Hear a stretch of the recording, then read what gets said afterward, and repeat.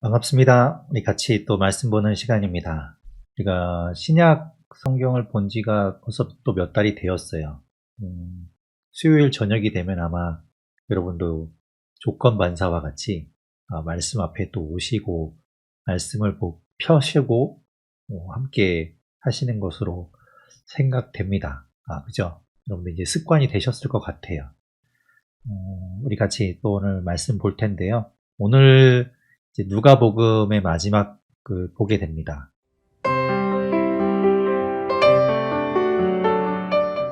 살아계신 하나님 아버지 주님 앞에 우리가 나아갑니다. 이 땅에 우리를 위해서 오신 그 주님, 우리를 대신하여 십자가에 달리신 주님, 우리의 구원을 이루신 그 주님을 바라보며 나아갈 때 하나님께서 이 시간 함께하여 주시고 성령님의 인도하심 따라 우리가 말씀으로 나아가길 원합니다. 하나님, 우리를 인도하여 주시고 우리에게 보여주시고 우리가 듣게 하여 주시옵소서. 그래서 주님 말씀을 깨달아 하는 시간 되도록 주님께서 함께 하시고 붙들어 주시옵소서. 모든 것 주님께 맡깁니다. 예수님 이름으로 기도드립니다. 아멘. 22장 1절에 보면 6월절이라 하는 무교절이 다가오매 라면서 이제 시작됩니다. 예수님을 우리가 뭐라고 부르나 하면 또 6월절 어린 양 예수 그리스도 이렇게 부르기도 하잖아요. 6월절에 제물이 되는 우리가 양을 바쳐서 양을 가지고 이제 제물을 바치고 또 그 양 고기를 함께 나누고 이제 이렇게 하는데 그러니까 6월절, 6월절이라는 걸 강조하고 있죠. 예수님이 이제 십자가에 달리실 그 날이 이제 다가오고 있는 걸 이야기합니다. 그런데 보면 2절에 대제사장들과 서기관들이 예수를 무슨 방도로 죽일까 하고 궁리하고 있었다고 이야기해요. 하지만 백성들이 두려워서 예수님을 죽이지 못하고 있었던 것이죠. 우리가 계속해서 보아왔지만 이들은 예수님을 어떻게 하면 죽일까라는 것들을 상의하고 계속 그 방법들을 찾고 있었어요. 그런데 여기서 이제 그 방법이 딱 나타나게 되죠. 3절부터 6절에 이렇게 이야기합니다. 예수님의 12 중 하나, 예수님의 12 제자 중에 하나인 가룟인이라 부르는 유다에게 사탄이 들어가니, 가룟인이라는 말은 가룟 사람이라는 거예요. 가룟이라는 지명을 이야기하는데, 그래서 제가 가룟이라는 곳이 어디일까 찾아봤는데, 이 가룟이라는 것이 어디인지가 명확하게 나와 있지는 않아요.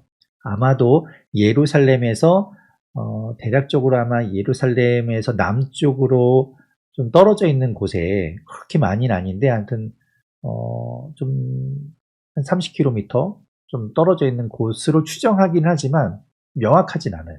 그래서 이제 그 동네의 사람이라는 뜻이고요. 이름은 유다죠. 그런데 그에게 사탄이 들어갑니다.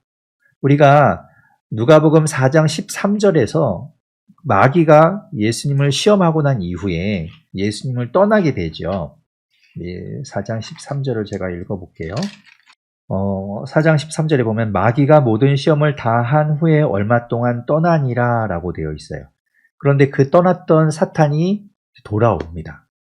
그래서 누구에게 들어가는가? 유다에게 들어갔다고 이야기하죠. 이제 유다가 그 사탄에 의해서 예수님을 이제 대제사장들과 이 종교 지도자들에게 넘겨주게 됩니다. 4절에 보면 유다는 그 대제사장들과 성전 경비대장들에게 가서 예수를 넘겨줄 방도를 의논해요.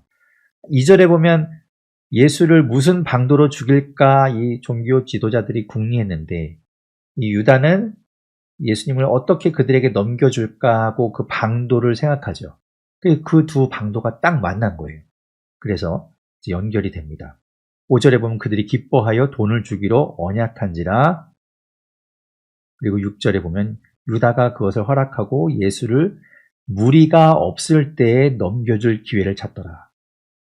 위에서 보면 2절에 사람들이 예수님을 따르고 있기 때문에 두려워해서 종교 지도자들이 뭘 못하잖아요. 그런데 유다가 그걸 대신해서 무리가 없을 때를 참고 그때에 넘겨주기로 하는 것이죠. 우리가 앞에서 보았던 마태복음에서는요.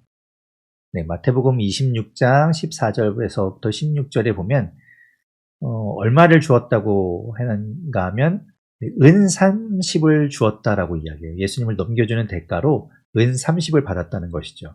그런데 은 30이라는 것은 출애굽기 21장에 보게 되면 종의 값이에요. 거기 이제 출애굽기 21장 32절에 보면 소가 만일 남종이나 여종, 종을 죽이게 되면 소 임자가 그 죽은 종의 값으로 은 30을 달아주는 겁니다. 그러니까 종 한 사람의 값인 거예요. 그리고 이제 스가랴 11장 12절에도 은 30을 달아주었다. 품삯을 삼았다. 뭐 이런 이야기가 있는데 은 30이 이제 그 정도의 값어치인 것이죠. 그래서 유다가 이제 그것을 받는 겁니다. 자, 그리고 이제 무교절이 다가와서 6월절 양을 잡을 날이 이제 이르게 됩니다. 7절에. 그래서 이제 어디에서 그것을 준비할까라고 이제 예수님과 함께 6월절 만찬을 함께 나눌 곳을 이제 찾게 되는데요. 예수님께서 8절에 보면 베드로와 요한을 보내셔서 그것을 이제 찾게 하시죠. 그래서 이제 먼저 예수님이 베드로와 요한을 보내시면서 6월절을 준비하라 이렇게 이야기하시는데 그 제자들이 이야기하기를 어디서 준비합니까? 라고 9절에 물어보죠. 그리고 10절에 보면 예수님께서 예루살렘 성 안에 들어가면 물 한 동이를 가지고 가는 사람을 만나게 될 텐데 그 사람을 따라 들어가서 6월절을 위한 그 객실을 달라고 하면 줄 것이다 라고 이제 이야기하시죠. 그래서 갔더니 진짜 그 사람을 만나고 따라가서 큰 다락방, 12절에 말합니다. 12절 중간에 보면 마련한 큰 다락방을 보이니 거기서 준비하라 하셨는데 그 말씀대로 이제 되어서 준비하게 되죠. 자, 6월절 준비에 대한 이야기 또 살짝 보면요. 마태복음 26장과 마가복음 14장, 누가복음 지금 보았던 22장 7절에서부터 13절까지의 말씀에 이 6월절을 준비하는 이야기가 나와요. 근데 마태복음과 마가복음에서는 먼저 제자들이 물어봅니다. 예수님, 우리가 어디에 6월절 음식을 준비할까요? 라고 물어볼 때 예수님께서 이제 성 안에 들어가면 누굴 만나게 되는데 그 사람 따라가면 그 준비된 방을 줄 것이다 이렇게 이야기하시죠. 그래서 마태복음, 마가복음에서는 먼저 묻고 예수님이 대답하시는데 누가복음에서는 예수님이 먼저 보내시고 그들이 그다음 묻습니다. 이렇게 순서가 달라져 있어요. 그리고 마태복음에서는 그냥 누구를 보냈다라는 이야기가 없는데 마가복음에서는 13절에 보면 제자 중에 둘을 보내셨다라고 되어 있고요. 그리고 누가복음 우리가 본 이 본문에서는 베드로와 요한을 보내셨다라고 되어 있죠. 네, 그런 부분들이 조금씩 이제 차이가 나고 있어요. 그래서 이제 그 다락방에 이제 준비하게 되는데요. 아마도 이 다락방은 이제 사도행전에 나오는 그 오순절에 성령이 임했던 그 다락방일 것이다라고 봅니다.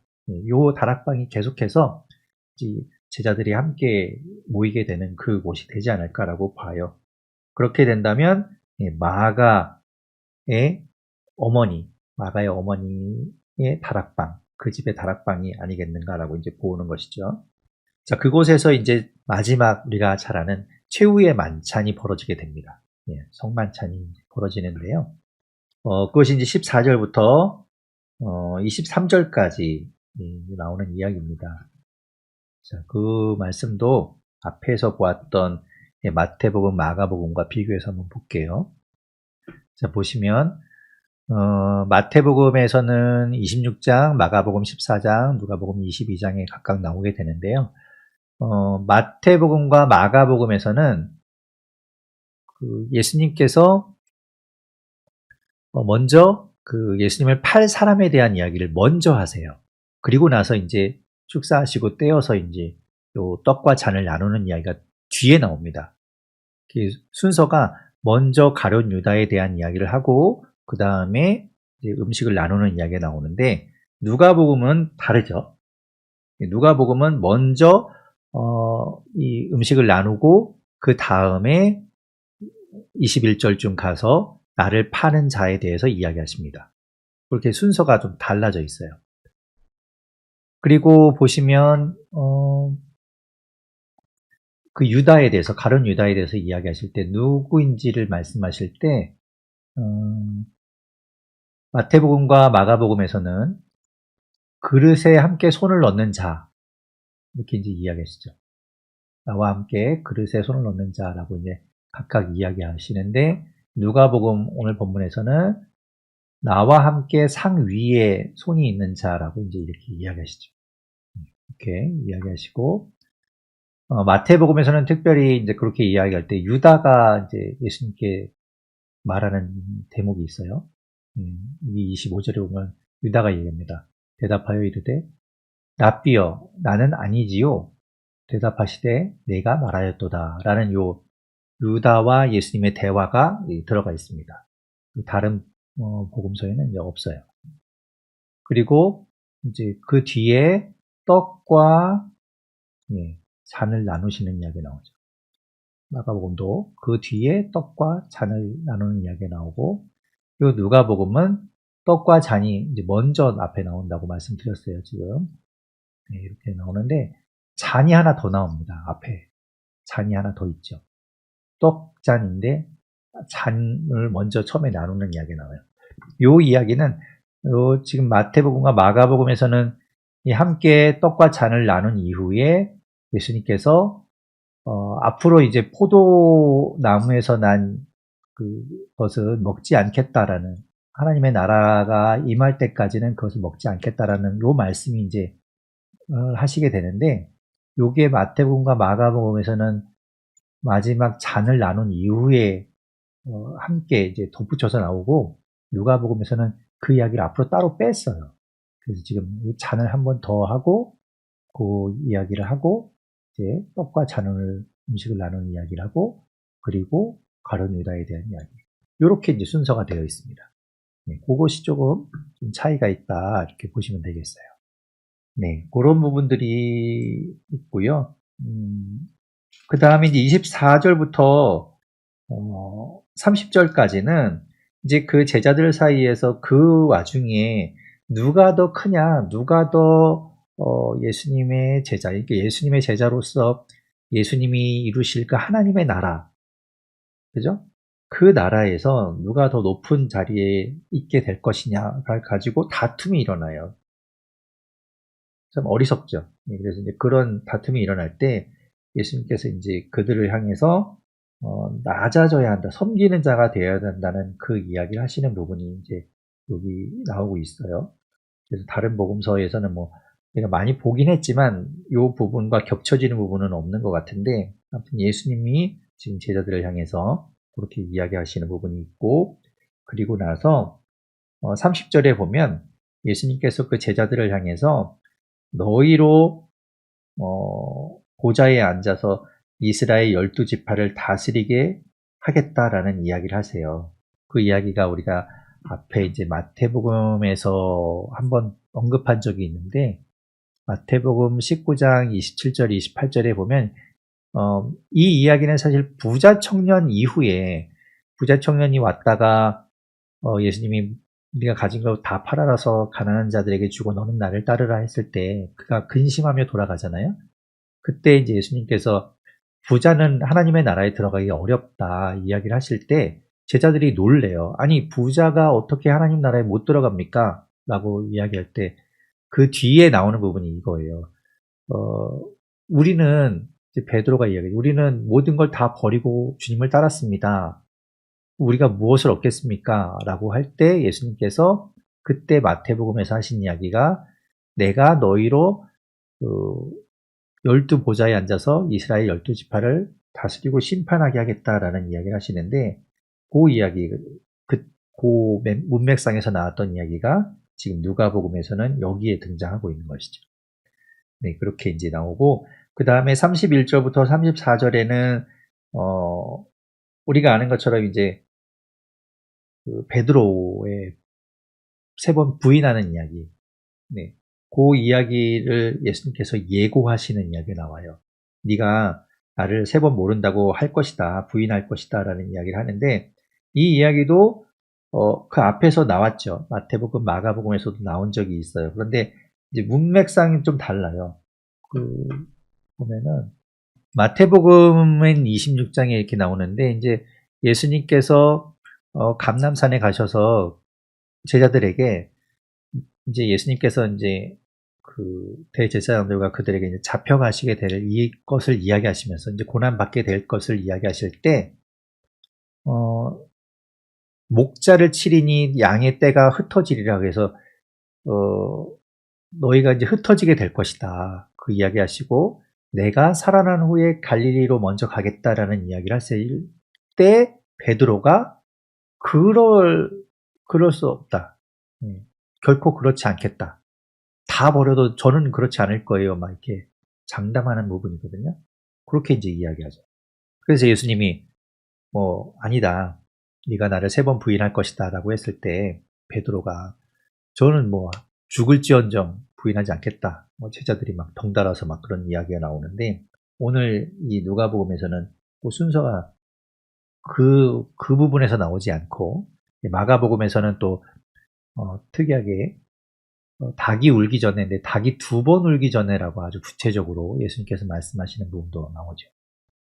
자, 그렇게 문맥상 감람산에 가셔서 이제 장차 목자를 치면 양이 흩어지게 될 것이고 내가 먼저 살아난 이후에 갈릴리로 가겠다라고 했을 때 이제 베드로가 하는 이야기인데 오늘 이 누가복음에서는 그 부분이 아니라 지금 여기 따로 이렇게 예수님께서 이야기하시는 것이 나오죠. 그렇게 예수님께서 베드로를 향해서 누가복음 22장 34절에 보면 오늘 닭 울기 전에 내가 3번 나를 모른다고 부인하리라 이렇게 이야기하시는 이야기가 나와요. 자, 그 뒤에 35절부터 38절까지는 이 부분도 사실은 조금 해석하기에 어렵게 여겨지는 부분이기도 합니다. 왜 그런가 하면 예수님께서 제자들에게 말씀하시기를 35절에 보면 내가 너희를 전대와 배낭과 신발도 없이 보내었을 때에 부족한 것이 있더냐. 이전에 예수님께서 제자들을 파송하시면서 아무것도 가지지 말고 가서 복음을 전하고 또 아픈 사람을 고쳐주고 귀신을 쫓고 이런 거 하도록 보내셨잖아요. 그때를 이제 기억하게 하는 거죠. 그러니 실제로 그렇게 아무것도 가지지 않고 갔지만 부족한 것이 없었다는 거죠. 그런데 36절에 보면 이제는 다르다. 이제는 전대에 있는 자는 가질 것이요 배낭도 그리하고 검 없는 자는 겉옷을 팔아 살지어다 이렇게 이야기하세요. 검을 준비하래요. 검을 준비하고 이제는 전대도 준비하라고 이야기하시죠. 그럼 앞에서는 그런 것 가지고 가지 말라고 하셨는데 왜 예수님께서 좀 다르게 이야기하시는가? 이제는 처음에 그때와 다르다는 거예요. 이제는 마지막이 다가오고 있다는 걸 이제 예수님께서 말씀하고 있는 것이죠. 그래서 그 때를 준비해야 한다고 이야기하시는 거예요. 그리고면서 37절에 보면 예수님께서 이제 직접적으로 구약의 말씀을 인용하십니다. 보면 기록된 바 그는 불법자의 동류로 여김을 받았다 한 말이 내게 이루어져야 하리니 이렇게 말씀하시면서 이제 예수님께서 죽으실 것 그리고 그 불법자의 동류로 여김을 받는다라는 말이 죄인과 같이 될 것이다라는 것을 이야기하시죠. 죄인처럼 십자가에 달리실 것을 말씀하고 있어요. 이사야 53장 12절 말씀을 보면 그 안에서 이제 이 부분을 예수님께서 이제 인용하신 거죠. 이게 이제 이사야 53장이니까 고난받는 종에 대한 그 메시아에 대한 노래 이런 것인데 그 중에 보면 범죄자 중 하나로 헤아림을 받았음이니라 라고 말씀하는 부분이 있는데 그 부분을 예수님께서 인용하셔서 지금 그 말씀이 내게 이루어져야 할 것이다 라고 이야기하고 있죠. 그렇게 이제 마지막이 다가왔으니 마지막 때 이제 다가왔으니 준비해야 한다라는 것을 이야기하고 계신 거예요. 그런 이후에 예수님께서 이제 감람산에 가셔서 겟세마네 동산에 이제 기도를 하시게 됩니다. 그것이 이제 39절부터 46절까지 나오는 이야기이죠. 그 부분도 앞에서 우리가 보았던 것과 비교를 해서 보도록 할게요. 보시면 이제 각 복음서마다 이제 다 등장을 했던 부분인데요. 거기에 보면 먼저 이 오늘 본문인 누가복음에서는 그 감람산에 가신 것이 습관을 따라가셨다라고 이야기해요. 다른 부분에서는 이야기하지 않는데 예수님이 늘상 기도하시기 위해서 가셨던 곳, 그것을 다시 한번 기도하러 가셨다라는 거, 습관을 따라라는 부분을 강조해서 이야기합니다. 그리고 가셔서 제자들에게 말씀하신 것이 누가복음 40절에 보면 유혹에 빠지지 않게 기도하라 말씀하시고 난 이후에 돌을 던져서 닿을 만큼 거리에 가셔서 혼자 이제 기도하시게 돼요. 그런데 우리가 마태복음과 마가복음에서는 어떻게 보았었나요? 먼저 제자들의 이게 말씀하신 것은 여기 이제 마태복음과 마가복음에 있는 것처럼 너희는 여기에 앉아 있어라 라고 이야기했어요. 그들에게는 뭐 기도하라, 뭐 깨어 있으라 이런 이야기 하지 않으셨습니다. 그냥 너희는 여기에 앉아 있어라. 그리고 따로 베드로와 야고보와 요한, 요 세베대의 두 아들을 데리고 따로 가셨어요. 따로 더 가셔서 거기에서는 그 세 명에게 나와 함께 깨어 있으라 이렇게 말씀하시죠. 그리고 나서 조금 더 나아가서 예수님이 따로 기도하셨어요. 그죠? 그런데 지금 이제 누가복음 40절에서는 유혹에 빠지지 않게 기도하라라고 제자들에게 이야기하신 것처럼 나오죠. 아마도 이제 유혹에 빠지지 않게 기도하라라고 이야기하신 것은 그 세 명의 제자들에게 따로 이야기하신 부분인 것 같아요. 그렇게 이제 기도하시게 되는데, 누가복음에서는 예수님의 그 기도에 대해서 기도하신 그 횟수 이런 것보다도 기도를 얼마나 예수님께서 간절하게 하고 계신가에 대한 부분을 이야기합니다. 43절에 보면 천사가 하늘로부터 예수께 나타나 힘을 더하죠. 예수님이 기도하시는 게 힘쓰고 애써서 간절하게 기도하시다 보니까 천사가 와서 예수님의 기도를 돕는 거예요. 그리고 예수님의 기도 가운데 땀이 땅에 떨어지는 핏방울 같이 되었다라고 이야기하죠. 그 정도로 아주 고통 가운데 정말 간절하게 애절하게 기도하고 계신 거죠. 예, 마태복음과 마가복음에는 이제 그런 부분은 없어요. 대신에 이제 마태복음과 마가복음에는 그 야고보와 요한과 또 베드로를 두고 가셔서 이제 3번 다시 오신 이야기가 나오죠. 3번 기도하러 가신 이야기가 나와요. 예, 그래서 3번 이렇게 3번째 기도하셨다라는 부분이 나오죠. 그리고 그들이 이제 요 앞 마태복음과 마가복음에서는 그들이 피곤해서 잠이 들죠. 예. 그래서 이제 예수님께서 말씀하시죠.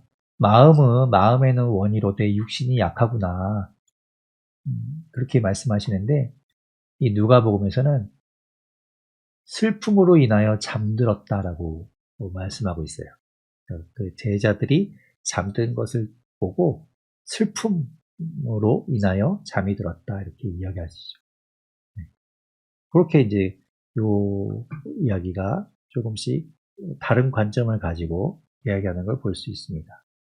자, 그렇게 이제 예수님께서 기도하시죠. 기도하신 이후에 예수님을 잡기 위해서 유다를 앞장서서 대제사장과 종교 지도자들이 보낸 무리들이 와서 예수님을 이제 잡아가게 됩니다. 그 부분이 47절부터 53절까지 오늘 누가복음 본문 안에 나오고 있어요. 예, 그래서 보시면 자 여기에서 보면 예수님께 와서 가룟 유다가 이제 입을 맞추죠. 입을 맞추면서 인사할 때 이제 그것이 신호가 되어서 예수님이 어떤 분인가를 알고 이제 잡아가게 됩니다. 그때 이제 제자 중에 한 사람이 50절에 보면 칼을 꺼내서 대제사장의 종 한 사람의 귀를 치게 돼요. 그래서 오른쪽 귀가 이제 떨어지게 되죠. 그리고 예수님께서 말씀하십니다. 그것을 멈추게 하시죠. 51절에 보면 이것까지 참으라 말씀하시고 그 귀를 고쳐주세요. 귀를 낫게 해주십니다. 만져서 낫게 하셨다라고 51절 끝에 기록하고 있죠. 자, 우리가 이제 마태복음과 마가복음에서도 같은 본문이 이렇게 기록되어 있어요. 예수님께 나와서 입을 맞추면서 이렇게 인사하는 장면이 있고, 마태복음에서는 그렇게 칼을 꺼내서 대제사장의 종 귀를 자를 때 예수님께서 말씀하신 것이 칼을 도로 칼집에 꽂으라, 칼을 가지는 자는 다 칼로 망하느니라 라고 이제 이야기하시는 부분이 있어요. 그게 이제 마태복음에 나오는 이야기입니다. 그러면서 예수님께서 말씀하신 것이 내가 아버지께 구하여 지금 12군단 더 되는 천사를 보내시게 할 수 없을 줄로 아느냐. 내가 할 수 있지만 내가 그것을 구원을 위해서 그걸 지금 이루고 있는 것이다 라는 말씀을 하시죠. 내가 만일 그렇게 하면 이런 일이 있으리라 한 성경이 어떻게 이루어지겠느냐 하시더라. 그래서 그 말씀을 이루기 위해 지금 그 모든 것을 참고 있다라고 이제 이야기하시는 부분이 나오죠. 그게 이제 마태복음의 이야기고요. 마가복음에서는 이제 뭐 그런 부분들이 나오고, 마태복음과 마가복음에서는 그 귀를 고쳐준 이야기는 없어요. 그리고 마가복음에서는 또 특징적인 것이 그렇게 이제 다 예수님 잡혀갈 때 제자들이 다 도망가는데 그 중에 한 청년이 하나 있었는데 그가 벗은 몸에 배에 혼이불을 두르고 있다가 그것을 벗어두고 벗은 몸으로 도망가는 장면이 있습니다. 그래서 이게 아마도 마가가 아닐까라고 했던 그것을 이제 말씀드린 적이 있는데, 그런 부분들이 이제 마가복음에는 특별히 들어가 있죠. 자, 그렇게 해서 예수님께서는 이제 잡혀가시게 됩니다. 그래서 예수님이 대제사장의 집으로 잡혀가시죠. 그리고 그 뒤를 모든 제자들이 다 도망간 가운데 베드로만이 뒤를 따라가게 됩니다. 그래서 베드로가 그 대제사장의 집에 쫓아 들어갔는데 56절을 보면요. 누가복음 22장 56절에 보면 한 여종이 베드로를 알아봐요. 그래서 이 사람도 그 사람과 함께 있지 않았는가? 라고 이제 이야기하니까 57절에 베드로가 부인하죠. 58절에 다른 사람이 보고 또 이야기합니다. 근데 또 부인해요. 그리고 59절에서 한 사람이 이야기할 때 또 부인하면서 이야기하죠. 58절에 다른 사람은 남성이에요. 56절에 한 여종은 여자지요. 그리고 58절에 있는 다른 사람은 남자입니다. 그리고 59절에 있는 사람은 남자네요. 예. 그러니까 여종, 남자 이렇게 이제 할 때 베드로가 그것을 부인하죠. 그런데 이제 누가복음에서는 그렇게 3번 부인하고 돌아서는 베드로를 61절에 보면 예수님께서 보십니다. 예수님이 그렇게 3번 부인하고 돌아서는 베드로를 보시는 거예요. 저는 이 대목을 딱 보는데 막 울컥하는 것 같아요. 예수님이 어떤 눈으로 베드로를 바라보셨을까? 비난하는 눈으로 거봐, 네가 그럴 수밖에 없는 존재지 라고 바라보셨을까? 그렇지 않았을 것 같아요. 따뜻한 시선으로 바라보셨을 것 같아요. 그럼에도 불구하고 나는 너를 사랑한다. 그런 눈빛으로 보시지 않았을까라고 생각됩니다. 그래서 주님이 베드로를 보신다는 그 이야기가 나온 이후에 62절에 보면 밖에 나가서 심히 통곡하였다라고 이야기하고 있죠. 그리고 63절부터 65절에 이제 대제사장들과 그 종교 지도자들이 예수님을 조롱하고 예수님을 이제 신문하는 그 장면을 이제 기록하고 있어요. 원래 이 공의회 종교 지도자들이 모여서 이렇게 회의하는 것은 밤에 하지 않아요. 밤에는 자는 시간이잖아요. 그 밤에 하지 않는데 이들은 밤을 새서 지금 예수님을 모함하고 예수님의 어떤 트집을 잡아서 빌라도에게 이제 예수님을 넘기려고 끌고 가게 되죠. 예수님을 이제 신문하는 이야기가 이제 66절부터 71절까지 나옵니다. 예수님을 이제 공격하죠. 신문하죠. 그러면서 예수님이 하나님의 아들이라는 것, 그것을 70절에 보면 말하지 않습니까? 네가 하나님의 아들이냐? 예수님께서 말씀하시죠. 너희들이 내가 그라고 말하고 있느니라. 그래서 그들이 말합니다. 더 무슨 증거가 필요하냐? 신성 모독이다. 사형이다. 이제 그들이 판단하고 예수님을 빌라도에게 끌고 가게 됩니다. 자, 23장은 계속해서 이어집니다. 그 사건이 이제 연결되는데 1절에 보면 무리가 이제 예수님이 하신 말씀을 듣고 이제 예수님 대제사장들과 종교 지도자들이 예수님을 막 이렇게 잡아서 빌라도에게 끌고 가는 거죠. 1절에 말하죠. 예수를 빌라도에게 끌고 가서 고발하여 이르되, 이러면서 이제 예수님의 죄목이 뭔지, 예수님을 왜 고발하는지를 이야기합니다. 우리가 앞에서 보았던 마태복음과 마가복음에서는 사실상 무엇 때문에 빌라도에게 예수님을 넘기고 예수님을 십자가에 못 박으라고 하는지에 대한 죄목, 그러니까 그 예수님의 잘못이 무엇인지를 이야기하지 않아요. 거기는 없어요. 사실상 우리가 찾아보면 그런 이야기는 없습니다. 그냥 무조건 십자가에 못 박으라는 거예요. 그런데 이제 이 누가복음은 그것에 대해서 조목조목 이야기합니다. 보면 2절에 말하죠. 고발하여 이르되 우리가 이 사람을 보매 우리 백성을 미혹하고, 백성을 미혹한다는 거예요. 그리고 가이사에게 세금 바치는 것을 금하며, 그런 적 없잖아요. 예수님, 그죠? 자칭 왕 그리스도라 하더이다. 이게 지금 빌라도에게 예수님을 끌고 와서 고발하고 있는 죄목입니다. 근데 이제 빌라도가 물어보죠. 네가 진짜 유대인의 왕이냐? 그랬더니 예수님께서 내 말이 옳다. 그런데 보니까 지금 뭐 그만한 죄인같이 보이지 않는 거예요. 그래서 빌라도가 이야기합니다. 4절에 보면 대제사장들과 무리에게 이르되 내가 보니 이 사람에게 죄가 없도다. 내가 보니까 이 사람한테 죄가 없는 것 같아 라는 이야기를 누가복음에서는 3번 합니다. 네, 다른 복음서에는 그런 이야기가 없어요. 또 요한복음에는 한 번 나옵니다. 요한복음에 한 번 나오는데 누가복음에서는 이렇게 3번 죄가 없다라고 이야기하는 부분이 나와요. 지금 여기 4절에서 한 번 이야기했습니다.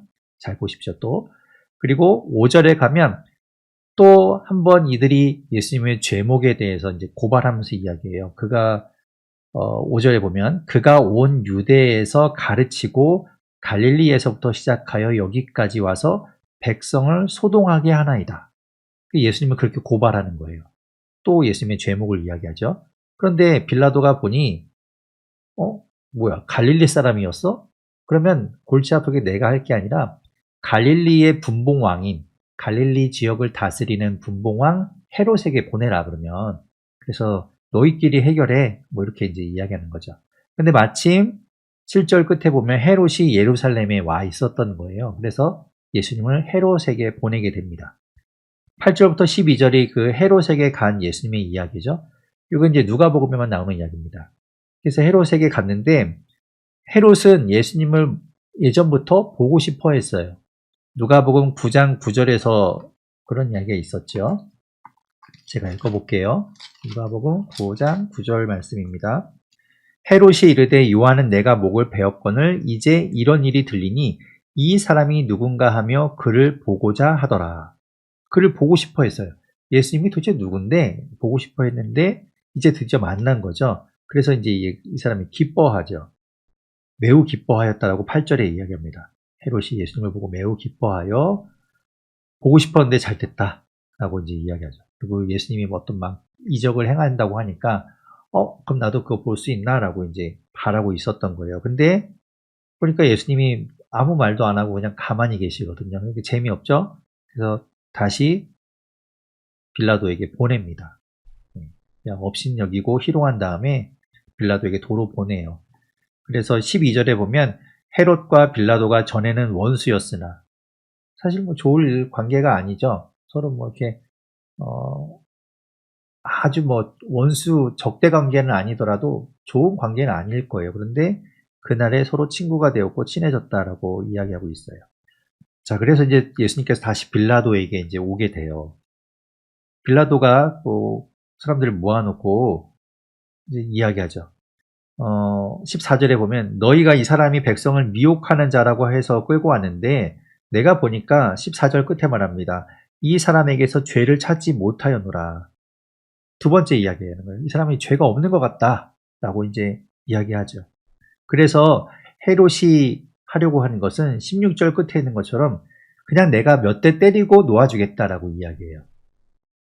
도저히 뭐 사형에 처할 만한 그런 죄는 아닌 것 같다는 거죠. 그러니까 그냥 너희가 정은 그렇다면 내가 몇 대 때리고 놓아주겠다라고 이야기하는데 무리가 갑자기 들고 일어나서 그 사람을 죽이라고 이제 막 이제 이야기하는 것이죠. 그러면서 바라바를 차라리 놓아주고 예수를 십자가에 못 박으라고 이제 이야기해요. 바라바는 누굽니까? 19절에 보면 이야기하죠. 성중에서 일어난 밀란과 살인으로 말미암아 옥에 갇힌 자. 네, 그렇게 살인죄를 저지르고 또 밀란을 일으킨 그런 죄인인데 그 사람을 놓아달라 오히려 이야기하는 거죠. 이 6월절이 이제 명절이 되면 로마에서 유대인들에게 또 환심을 사는 의미에서 죄인 한 사람을 풀어주는 사면해주는 일이 있는데 그때 이제 이 빌라도는 바라바를 예수님과 이렇게 둘을 놓고서 바라바는 살인자니까 그래도 예수님을 풀어달라고 하겠지라고 생각했는데 이제 이들은 바라바를 풀어달라고 이야기하죠. 그래서 예수님께서 또 그 앞에 있을 때 이제 22절에 보면 빌라도가 세 번째로 말합니다. 이 사람에게는 죄를 찾지 못했다. 죽일 죄를 찾지 못하였으니 그냥 난 때려서 놓아주겠다라고 이야기합니다. 네.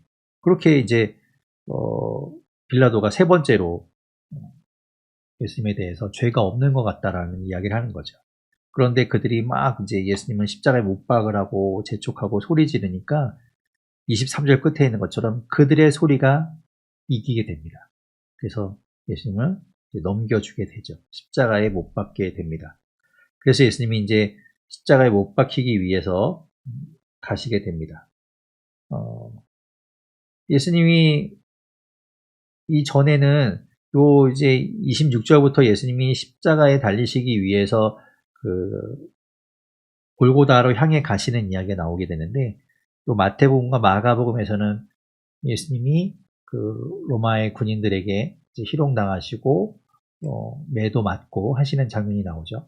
네, 그런 장면은 이제 이 누가복음에는 빠져 있고요. 예수님이 이제 십자가를 지고 그것을 가지고 골고다로 가시는 이야기가 나와요. 26절에 보면 우리가 잘 아는 것처럼 시몬, 구레네 사람 시몬이 예수님의 십자가를 지고 같이 가게 됩니다. 네, 그 이야기가 나오죠. 네, 구레네 사람 시몬. 마태복음에도 나오고 마가복음에도 나오고 누가복음에도 나와요. 각각 보게 되면 시몬이라는 구레네 사람에 대해서 이야기하고 있는데 마가복음과 누가복음에서는 시골 사람이라고 그래요. 구레네가 시골로 여겨졌나 봐요. 그래서 시골에서 온 구레네 사람 시몬이라고 이제 이야기하고 있고요. 그리고 마가복음에서는 특별히 그의 아들들에 대한 이야기가 나오죠. 알렉산더와 루포의 아버지 시몬. 그러니까 시몬의 아들은 알렉산더와 루포라는 걸 알 수 있어요. 그 부분은 이제 마가복음에서 다루고 있죠.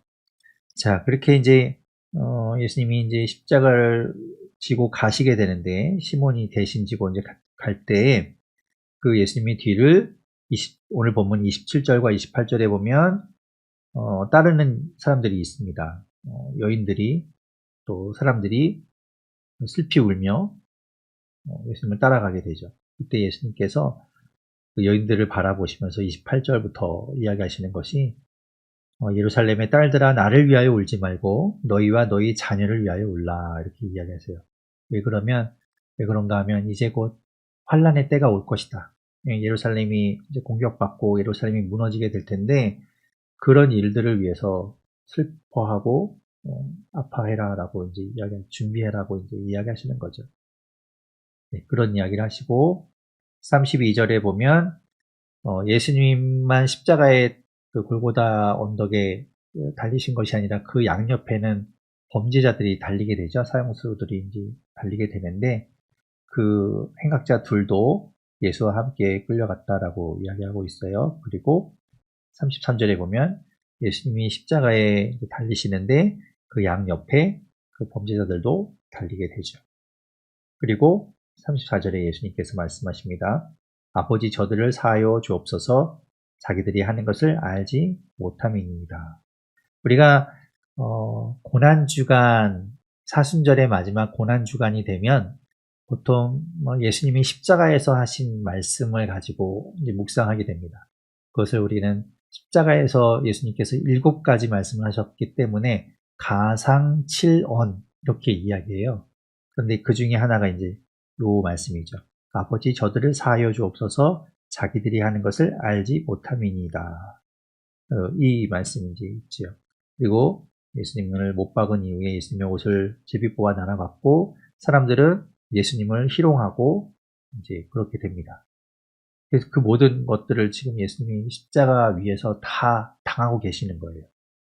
보면 마태복음과 마가복음에서는 그 예수님이 십자가에 달리셨을 때 그 양옆에 있는 그 행악자들, 범죄자들도 예수님을 함께 비방하고 욕했다라고 이야기해요.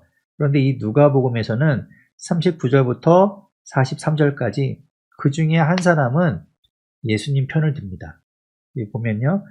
39절에 보면 행악자 중 하나는 비방하여 네가 그리스도가 아니냐 너와 우리를 구원하라 라고 이제 조롱하며 이야기하죠. 그런데 그 중에 한 사람이 꾸짖으며 이야기합니다. 네가 동일한 정죄를 받고서도 하나님을 두려워하지 않으냐 하느냐. 그러면서 41절 끝에 보면 이 사람이 행한 것은 옳지 않은 것이 없느니라. 우리는 죄를 당연히 그런 벌을 받을 만한 죄를 졌으니까 여기서 십자가에 달려 죽는 것이지만 예수님은 그런 분이 아니다라고 이야기하죠. 그러면서 42절에 예수여 당신의 나라에 임하실 때에 나를 기억하소서 이렇게 이야기합니다. 그때 예수님께서 말씀하시죠. 내가 진실로 내게 이르노니 오늘 내가 나와 함께 낙원에 있으리라. 예. 그가 구원을 받게 됩니다. 그리고 44절부터 예수님이 이제 십자가에 달리셔서 돌아가시는 이야기가 나와요. 제6시. 이제 여기에 6시간을 더하면 우리 시간이 되는데 제6시니까 정오가 되겠죠. 정오가 되어서 해가 빛을 잃고 한낮임에도 불구하고 온 땅에 어둠이 임한 이후에 제9시 그러니까 오후 3시에 예수님께서 숨을 거두시게 됩니다. 마가복음에서는 마가복음 15장 25절에 보면 제3시에 십자가에 못 박히셨다는 이야기가 나와요. 이제 다른 복음서에는 그 이야기가 없죠. 마가복음이 그 십자가의 사건을 시간별로 아주 자세히 좀 기록하고 있습니다. 마가복음에는 제3시 그러니까 오전 9시에 예수님이 십자가에 달리셨고 정오가 되어서 어둠이 임하고 그리고 3시, 오후 3시에 예수님께서 운명하시게 되죠. 자, 여기서 이제 이 누가복음도 그 예수님이 운명하신 이후에 앞에서 우리가 보았던 마가복음과 마태복음과 조금 이야기가 다른데요. 마태복음과 마가복음에서는 예수님이 숨을 거두신 이후에 예수님이 운명하신 이후에 성소의 휘장이 찢어져서 갈라지게 됩니다. 더 이상 성소를 가로막고 있던 그 휘장이 사라지고 예수님으로 인해서 우리가 하나님 앞에 나아갈 수 있게 되죠. 그런데 이제 이 누가복음에는 먼저 휘장이 찢어져요. 예수님이 아직 운명하시지 않았는데 휘장이 찢어지고 그리고 46절에 보면 예수님께서 큰 소리로 불러 이르시되 아버지 내 영혼을 아버지 손에 부탁하나이다 이렇게 말씀하시고 예수님께서 숨지시게 됩니다. 이렇게 좀 순서를 좀 바꿔서 누가는 이야기하고 있어요. 그것을 보고 47절, 48절에 보면 사람들이 하나님께 영광을 돌리며 이 사람이 정녕 의인이었도다라고 이야기하고 무리들도 그 일을 보고 가슴을 치고 돌아가고 여인들은 멀리 서서 이 일을 지켜보고 있었죠.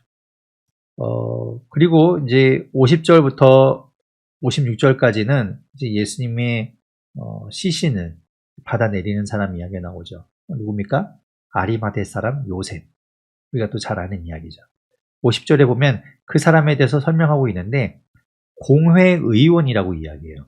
그러니까 아주 종교적으로 높은 위치에 있는 공의회니까 종교적뿐만 아니라 정치기구이기도 하거든요. 거기에서 이제 모든 것들이 결정이 되는데 그 회원이라는 거예요. 그리고 선하고 의로운 요셉이라는 사람이 있었는데 이 사람은 다른 사람들, 다른 공회원들, 다른 종교 지도자들이 예수님을 죽이려고 모의할 때 거기에 찬성하지 아니한 사람이라고 51절에 특별히 이야기하죠. 그리고 그 사람은 유대인의 동네 아리마대 사람이고요. 하나님의 나라를 기다리는 사람이었어요. 누가복음에서는 그 사람에 대해서 아주 자세하게 이제 기록하고 있습니다. 그가 빌라도에게 가서 시체를 달라고 청하고 예수님의 시신을 받아내려서 세마포로 싼 다음에 아직 아무도 장사한 일이 없는 새로 판 무덤에 예수님을 모시게 되지요. 그리고 나서 그 해가 지고 난 이후부터 이제 안식일이 시작되기 때문에 일을 하거나 움직일 수 없잖아요. 그러니까 서둘러 예수님을 내려서 예수님을 그 새로 판 무덤에 모신 이후에 안식일을 맞아서 다 모든 것이 약간 스톱되는 것 같은 그런 상황이 됩니다. 그 이제 54절에 말하죠. 이날은 준비일이요. 준비일이 안식일 전이라는 이야기고요. 안식일이 거의 되었더라. 안식일은 해가 지면서 시작되기 때문에 이제 거의 된 것이죠. 그래서 이제 더 이상 어떤 것들을 진행하지 못하고 예수님을 빨리 이제 안치한 이후에 시간이 멈춰지게 되는 것처럼 느껴져요. 그런데 예수님의 모든 그 사정들을 바라보고 있던 여인들은 예수님의 시신을 다시 잘 정비하기 위해서 이제 준비하죠. 그런 이야기가 이제 23장 이야기입니다. 24장 1절에서는 안식 후 첫날, 이제 안식일이 지났죠. 그래서 안식 후 첫날 새벽. 그렇게 따지면 토요일 해가 지면서부터 안식일이 시작되니까 금요일이었나? 그렇죠? 금요일이네요. 금요일 해가 지면서부터 안식일이 시작되니까 우리랑 이게 시간이 달라서 헷갈리는데 금요일 해가 지면서부터 안식일이 돼서 토요일 해가 지면서 이제 안식일이 끝나게 되죠. 그러니까 일요일 우리 시간으로 따지면 일요일 새벽에 지금 이제 이 여인들이 무덤에 가게 되는 거예요. 그래서 우리가 이제 주일을 지키는 것이 일요일을 주의로 하는 것이 이제 예수님이 부활하신 날을 기념하기 위해서 이제 이렇게 하는 거죠. 안식 후 첫날 새벽이 바로 이제 오늘 우리가 보고 있는 주일이 되고 그 주일 아침 이제 해가 떴을 때 동틀 무렵에 여인들이 미리 준비해 두었던 향품을 가지고 무덤에 가게 됩니다. 그래서 가서 보니까 그 무덤을 막고 있던 돌이 굴려져 있고 그 안에 예수님의 시신이 없었지요. 그리고 그 안에 이제 천사가 있었고 예수님이 살아나셨다는 이야기를 하게 됩니다. 5절 중간에 보면 어찌하여 살아있는 자를 죽은 자 가운데서 찾느냐. 그 이야기는 예수님이 살아나셨다라는, 예수님이 죽지 않았다라는 걸 이제 이야기하죠. 죽으셨다가 살아나셨습니다. 그래서 예수님이 살아나셨다 말씀하시면서 앞에서도 이야기했지만 갈릴리로 먼저 가신다고 하셨잖아요. 그래서 갈릴리로 가 계시니 그 말씀을 기억해라 이렇게 말씀하시죠. 그래서 이제 그들이 기억하고 그것을 가지고 9절에 보면 가서 11사도와 다른 모든 이에게 알리게 됩니다. 가룟 유다는 12사도였지만 이 일 때문에 예수님이 십자가에 못 박힌 일 때문에 스스로 목숨을 끊게 되죠. 그래서 11사도만 있는 거예요. 11사도에게 알려주고 다른 사람한테 또 알리게 됩니다. 10절에 보면 그 여인들의 이름을 이야기하는데 막달라 마리아, 그죠? 막달라에서 고침을 받았던 막달라 마리아와 요한나와 야고보의 모친 마리아, 그리고 또 다른 여인들도 있었습니다. 근데 사도들이 그 말을 믿지 않았다고 이야기해요. 사도들은 그것이 사실이라는 걸 믿지 않았어요. 그런데 12절에 보면 베드로가 그 이야기를 듣고 달려갑니다. 무덤으로 달려가요. 그리고 가서 실제로 예수님이 누우셨던 그 자리를 확인합니다. 그래서 들여다보니 세마포만 있어. 예수님이 없는 거예요. 그래서 그 일을 놀랍게 여기고 집으로 돌아갔다라고 이야기하죠. 그런데 여러분, 우리가 이제 다음 시간에 이제 요한복음을 보게 되는데, 요한복음에는 두 명이 가게 되죠. 지금 여기서는 베드로만 이야기하지만 원래는 두 사람이 뛰어갑니다. 베드로하고 또 누굽니까? 사도 요한이 뛰어가죠. 근데 사도 요한이라고 안 하고 그 사랑하시는 제자 또 다른 제자가 뛰어갔다라고 이야기해요. 그런데 이제 두 사람이 가서 보는데 이제 이 누가복음에서는 베드로만 이야기하고 있어요. 그리고 나서 이제 13절부터 35절까지 엠마오로 가는 두 제자의 이야기가 나옵니다. 예수님이 부활하신 이후에 그 상실감을 가지고 있던 제자들은 흩어지게 되는데요. 그 흩어지는 제자들 중에 두 사람에 대한 이야기가 이제 엠마오로 가는 제자들의 이야기로 나오게 됩니다. 마가복음에서도 이 이야기를 하고 있어요. 그래서 보면 마가복음 16장 12절과 13절에 보면 그 후에 그들 중 두 사람이 걸어서 시골로 갈 때에 예수께서 다른 모양으로 그들에게 나타나시니 두 사람이 가서 남은 제자들에게 알렸으되 역시 믿지 아니하리라 라고 이야기해요. 그러니까 엠마오로 가던 두 제자가 예수님을 만났던 이야기를 아주 짤막하게 그냥 딱 그 사실만 이야기하고 있어요. 그래서 두 절에 걸쳐서 이야기하는데 이 누가복음은 그것을 자세하게 아주 이야기하고 있습니다. 그래서 이제 그 이야기가 길게 나오죠. 그만큼 중요한 이야기이기도 해요. 누가복음에서는 이 이야기를 되게 중요하게 생각하는 거예요. 보시면 13절에 보면 그날에 그들 중 둘이 예루살렘에서 25리 되는 엠마오라 하는 마을로 가게 되는데 가면서 서로 이제 이야기를 하면서 가지요. 그동안에 있었던 일들, 그리고 예수님 십자가에 달린 이야기, 이런 것들을 이제 이야기하면서 가고 있었겠죠. 그런데 예수님께서 그들에게 나타나셔서 그들과 함께 걸어가시게 됩니다. 그런데 예수님이 부활하신 이후에 그들과 함께 가는데 그들은 예수님을 알아보지 못해요. 그 이야기는 예수님이 다른 모습으로 나타났거나 아니면 이들이 눈이 가려져 있기 때문에 예수님을 제대로 볼 수 없는 것이죠. 16절에 이야기합니다. 그들의 눈이 가려져서 그인 줄 알아보지 못하고는 그렇게 이제 이야기해요. 그리고 이제 그들이 가면서 이야기하는 것을 듣고 예수님께서 묻죠. 당신들이 주고받는 이야기가 무슨 이야기입니까? 라고 하니까 그들이 놀래요. 아니 지금 그렇게 큰 일이 벌어졌는데 그걸 왜 모릅니까? 18절에 보면 그 중에 한 사람인 글로바라 하는 자가 이제 대답해서 이야기하죠. 지금 예루살렘에서 있었던 일들, 예수님에 대한 일들을 이제 이야기합니다. 그걸 쭉 이야기하죠. 그러면서 21절에 보면 우리는 이 사람이 이스라엘을 속량할 자라고 바랐노라. 그렇게 바랬는데 허무하게 그냥 십자가에 죽고 말았습니다. 이런 거죠. 그래서 그냥 다 물거품이 됐어요. 이런 이야기입니다. 그리고 그 일이 일어난 지 사흘이나 되었다라고 이야기해요. 그러면서 이제 계속 걸어가고 있는 거예요. 그리고 가고 있는 가운데 25절에 보면 예수님께서 그런 이야기 하시죠. 미련하고 선지자들이 말한 모든 것을 마음에 더디 믿는 자들이여 그리스도가 이런 고난을 받고 자기 영광에 들어가야 할 것이 아니냐 이렇게 말씀하시면서 27절에 보면 예수님이 성경을 쭉 설명해 주십니다. 이때 성경은 구약 성경이죠. 신약 성경이 없을 때니까 구약 성경. 그래서 27절에 보면 모세와 모든 선지자의 글로 시작하여 모든 성경에 쓴 바 예수님에 관한 것들을 자세하게 설명해 주십니다. 그것들을 이제 쭉 들어요. 그러면서 이제 길을 가는 것이죠.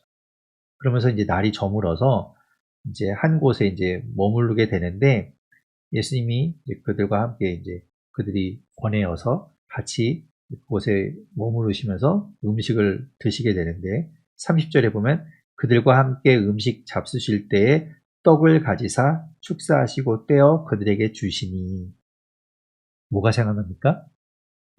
우리가 마지막 만찬에서 성만찬에서 보았던 그 모습이 떠오르죠. 그래서 아마도 그들도 그 예수님을 보면서 예수님을 기억하고 오게 되었던 것 같아요. 31절에 보면 그제서야 그들의 눈이 밝아져서 예수님을 알아보게 됩니다. 그런데 예수님은 그들에게서 사라지시게 돼요. 그들이 이제 비로소 깨닫게 됩니다. 아, 우리와 함께 걸어온 이분이 예수님이구나.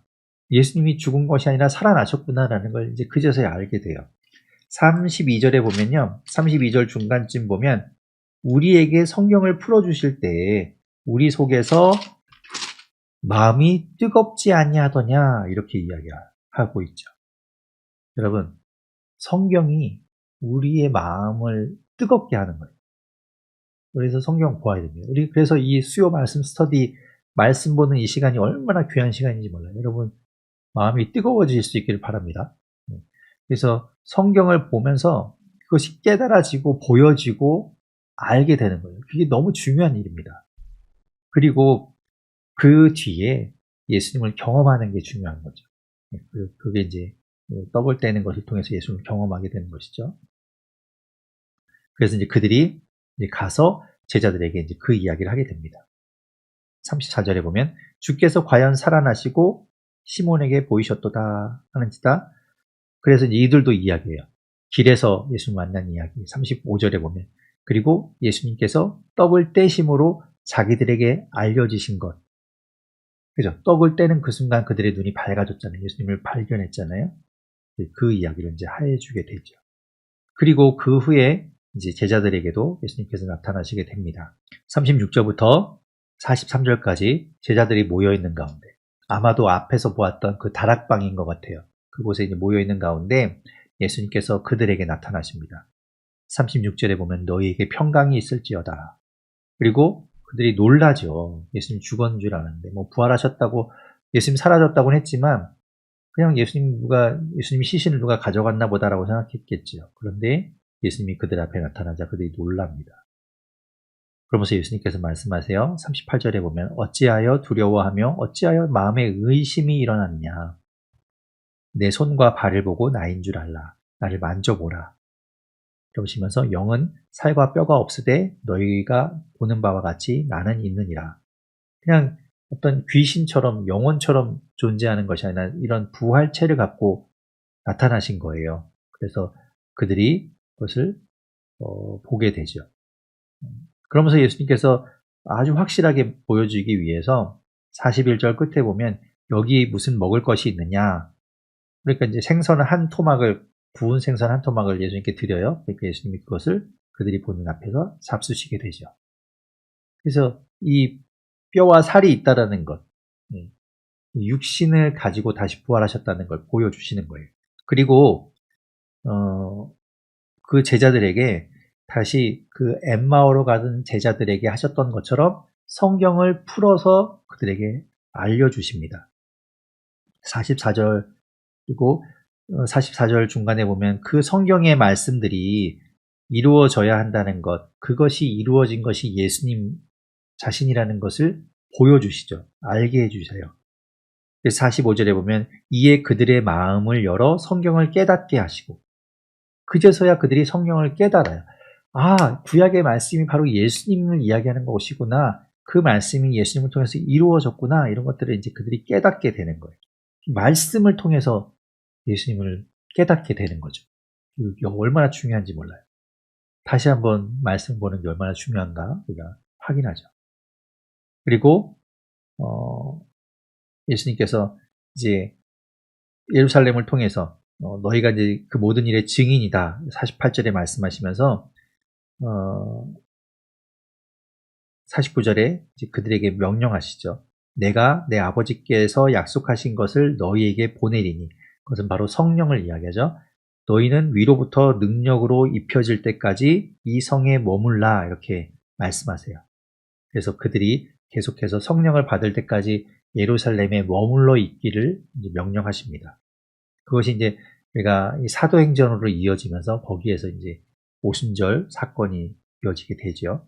그리고 50절부터 53절에 마지막으로 예수님이 부활하셔서 그들과 함께 계시다가 50절에 보면 베다니 앞까지 나가사 손을 들어 그들에게 축복하시더니 축복하실 때에 그들을 떠나 하늘로 올려주시고 그들은 그 예수님이 떠나가는 걸 본 이후에 예루살렘으로 돌아가서 53절에 보면 늘 성전에서 하나님을 찬송하였다라고 하면서 누가복음이 맞춰지게 됩니다. 이 이야기는 이제 누가가 쓴 예수님의 그 이후 행적 이후의 이야기인 사도행전에서 이어져 나가게 돼요. 자, 사도행전 미리 보면 1장 9절부터 12절에 보면요. 예수님이 그 하늘로 올라가시는 장면을 이제 또 다시 한번 이야기하고 있는데 거기에서 보면 예수님이 하늘로 올라가신 그 장소를 12절에 보면 감람원이라고 이야기해요. 근데 그 감람원이라는 건 사실 이 베다니하고 이제 가까운 곳이에요. 베다니가 이 감람원 반대편 쪽 이렇게 보여지는 것 같아요. 그래서 거기에서 예수님이 올라가시고 이들이 그 예루살렘으로 돌아왔다라는 이야기를 하고 있죠. 네. 그렇게 이제 사도행전에서 이어지는 것을 볼 수 있습니다. 네, 우리 이렇게 해서 누가복음의 말씀을 다 보았습니다. 여러분 어떠십니까? 네, 오늘 이 24장에서도 이야기하지만 하나님의 말씀을 통해서 이 성경을 통해서 그 주님을 만나는 것, 그 주님을 보는 것, 그것이 얼마나 중요한 일인가 다시 한번 깨닫지 않습니까? 여러분은 너무 잘하고 계신 거예요. 이 믿음이라는 것이 어떤 특별한 경험에 의해서 우리에게 주어지는 것 아니고 그것만 중요한 것이 아닙니다. 우리가 성경을 보고 성경 안에 있는 그 하나님을 발견하고 하나님께서 우리에게 주시는 그 말씀을 깨달아 아는 것이 너무너무 중요해요. 그것이 우리의 신앙의 근본이 되고 그 위에서 우리가 성령을 통해서 경험하게 되는 것들이 차곡차곡 쌓일 때 우리가 성숙해지고 성장하게 되는 거죠. 그래서 무엇보다도 하나님의 말씀을 사모하고 그 말씀을 보기 위해서 함께하는 모든 분들이 너무나 귀하고 또 잘하시고 계시다. 다시 한번 격려를 드리면서 함께해서 너무 참 좋습니다. 살아계신 하나님 아버지, 하나님 감사합니다. 우리에게 이런 말씀을 주셔서 우리가 그 말씀을 통해서 하나님을 깨달아 알 수 있게 해주셔서 감사합니다. 하나님, 우리의 지식은 너무나 미약합니다. 성령 하나님께서 그 말씀을 읽고 듣고 볼 때에 하나님 지혜를 주시고 그것을 예수님께서 제자들에게 깨달아 알게 하신 것처럼 우리에게도 그 말씀이 깨달아질 수 있는 역사가 있게 하여 주옵소서. 그래서 우리의 믿음이 자라고 그 말씀 안에서 우리가 힘을 얻고 우리가 살아갈 소망을 얻도록 역사하여 주시옵소서. 주님께 모든 것 감사드리며 또 모든 것 맡겨드리며 예수님 이름으로 기도드립니다. 아멘.